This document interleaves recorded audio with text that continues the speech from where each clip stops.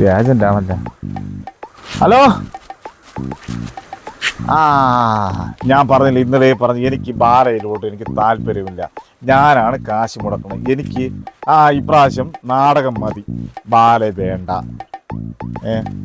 അങ്ങനെ പ്രത്യേകിച്ച് കാരണമൊന്നുമല്ല.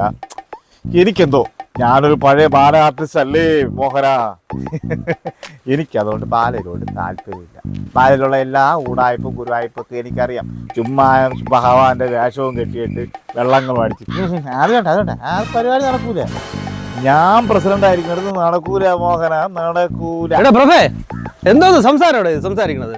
ബാലക്കാരന്മാരാ എന്തോന്ന് പറയണത്? ഞാൻ അങ്ങ് മുകളിൽ നിന്ന് വന്നപ്പോഴേ നിന്റെ സൗണ്ട് കേട്ടോണ്ടാണ് വന്നത്. നീ ഗൾഫിൽ പോണതിന് മുമ്പ് ബാല കളിച്ച് നടന്നത് തന്നല്ലാടേ. നീയും തുടങ്ങിയായി ബാലാക്കാരന്മാരെ കുറ്റം പറയാൻ വേണ്ടിയിട്ട്. എടാ, ഞാൻ ബാലാക്കാരെ അങ്ങനെ തീരെ അടിച്ചമർത്തി പറഞ്ഞതല്ല. എടാ, ഞാൻ കളിച്ചിരുന്നപ്പോൾ കലാകാരന്മാർക്കൊരു മാനദണ്ഡവും വിലയും ഉണ്ടായിരുന്നു. കലാകാരനായിട്ട് തന്നെ വിളിക്കും. ഇപ്പൊ വഴിയെ പോണതിനൊക്കെ വിളിച്ചാലടാ ബാല കളിക്കുന്നത്. ഞാൻ ഇന്നാ ഒരു ബാല കണ്ടടാ, എവിടെ കിടക്കണം, ചുണ്ട് അങ്ങോട്ട് പോകണം, അങ്ങോട്ട് പോകണം. അഭിനയിക്കാൻ കഴിവില്ലാത്തവന്മാരൊക്കെ ഇപ്പൊ വലിയ നടന്മാർ. അതുകൊണ്ട് പറഞ്ഞെന്നുള്ളൂ. അല്ല, നല്ല പരിപാടി ഒരിക്കലും ഞാൻ മോശമാണെന്ന് പറയില്ല. പ്രഭേ, നീ അമ്പല കമ്മിറ്റി പേടന്ന് അലുമ്പൊന്നും ഉണ്ടാക്കരുത്. ഇപ്രാവശ്യവും നമുക്ക് കഴിഞ്ഞ പ്രാവശ്യം വെച്ചതുപോലെ ഒരു ബാലയെ വെക്കണം. കാര്യം എന്തെന്നറിയാമോ? നമ്മൾ ഈ ബോക്സിൽ കൂടെ മറ്റേ ബാലയുടെ ഒരു അനൗൺസ്മെന്റും സൗണ്ടും ഒക്കെ ഉണ്ടല്ലോ, അതൊക്കെ അത് കേൾക്കുമ്പോൾ നമുക്കൊരു മനസ്സുഖം.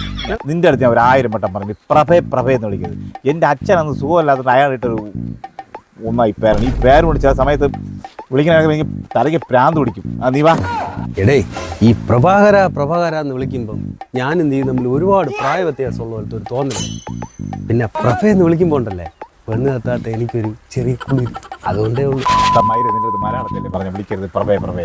എന്റെ പൊന്നേ, ഇനി എന്റെ ജന്മത്തിൽ നിന്നെ ഞാൻ പ്രഭ എന്ന് വിളിക്കൂല. കേട്ടാടെ പ്രഭ. നീ എന്തോ ചോദിക്കാൻ? എടാ, ശരിക്കും പ്രഭാകര, നമുക്ക് വായ്ക്കരി എന്ന് പറഞ്ഞൊരു കൂട്ടായ്മ. വാക്കില്ല, അതൊരു കൂട്ടായ്മടാ. ഉടായ്പേ പേരൊരു ഉടായ്പാടേ.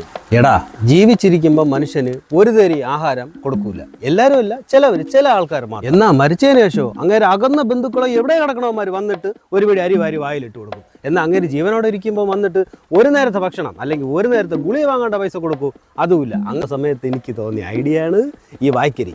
ജീവനോടെ ഇരിക്കുമ്പോൾ അല്ലേ ഒരു നേരത്തെ ആഹാരം കഴിക്കാനുള്ള പൈസ നമ്മൾ കൊടുക്കാവൂ.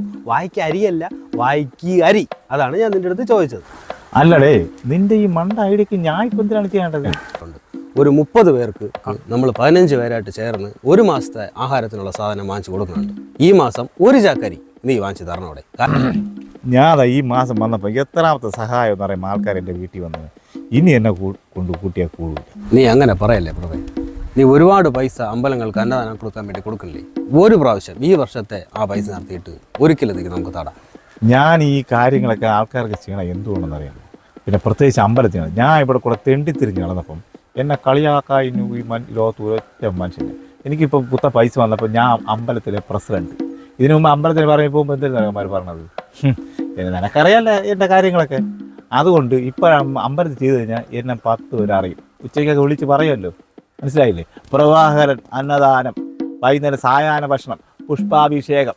ഇപ്പം എൻ്റെ പേര് വിളിച്ച് പറയും. നീ ബലാത്സംഗം ചെയ്തിട്ട് വന്നാൽ പോലും പണം ഉണ്ടെങ്കിൽ ഈ നാട്ടിൽ ഒരു ചുക്കുമില്ല. 15 മിനിറ്റ് 5 ദിവസം ആകുമ്പോൾ ഇതെല്ലാം മറന്നു പോകും. അതുകൊണ്ട് നീ ഒന്നും വിചാരിക്കരുത്, ഞാൻ തരുമെന്ന് വിചാരിക്കണം. അതുകൊണ്ട് ഞാൻ കൊടുക്കും.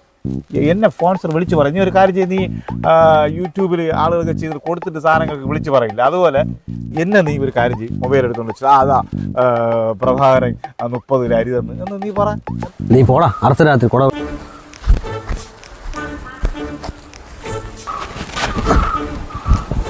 ഹലോ,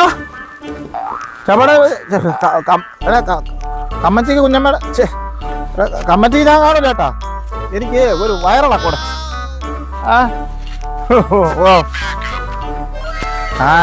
പിന്നെ വരാം. ശരിയാ.